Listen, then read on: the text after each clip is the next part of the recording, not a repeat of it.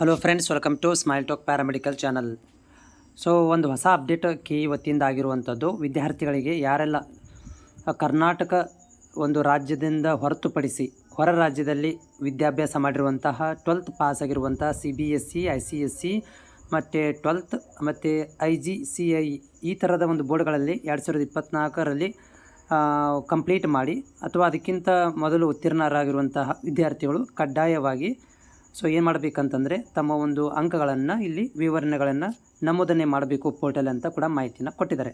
ಅದರ ಜೊತೆಗೆ ಕರ್ನಾಟಕ ದ್ವಿತೀಯ PUC 2020 ಅಂದರೆ ಈಗೆಲ್ಲ ಯಾರು 2024ರಲ್ಲಿ ಪಾಸಾಗಿದ್ದಾರೆ ಹೊರ ರಾಜ್ಯದಲ್ಲಿ ಆ ವಿದ್ಯಾರ್ಥಿಗಳು ಮತ್ತು 2024ಕ್ಕಿಂತ ಮೊದಲು ಕರ್ನಾಟಕದಲ್ಲಿ ಯಾರು ಎಕ್ಸಾಮ್ ಬರೆದು ಪಾಸಾಗಿದ್ದಾರೆ ಸೊ ಅವರುಗಳು ಏನು ಮಾಡಬೇಕಂತಂದರೆ ಈ ಒಂದು ಪೋರ್ಟಲಲ್ಲಿ ತಮ್ಮ ಒಂದು ಮಾರ್ಕ್ಸ್ಗಳನ್ನು ಎಂಟ್ರಿ ಮಾಡಬೇಕು ಅಂತ ಈ ವಿವರಗಳನ್ನು ಕೊಡಲಾಗಿದೆ.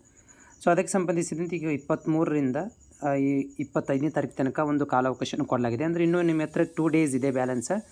ಸೊ 2 ಡೇಸ್ ಒಳಗಡೆ ನೀವು KE ವೆಬ್ಸೈಟಿಗೆ ಹೋಗಿ ಯಾರು 2024ಕ್ಕಿಂತ ಮೊದಲು ಅಂದರೆ 23, 22, 21, 20 ಈ ಇಸ್ವಿಯಲ್ಲಿ ನೀವು ಏನಾದರೂ PUC ಪಾಸ್ ಆಗಿದ್ದರೆ ಸೊ ಅಂಥ ವಿದ್ಯಾರ್ಥಿಗಳು ಕಡ್ಡಾಯವಾಗಿ ತಮ್ಮ ಒಂದು ಅಂಕಗಳನ್ನು ನಮೂದನೆ ಮಾಡಬೇಕು ಅಂತ ಹೇಳಿದ್ದಾರೆ. ಸೊ ಇದಕ್ಕೆ ಡೇಟ್ ಆಲ್ರೆಡಿ ಕೊಡಲಾಗಿತ್ತು.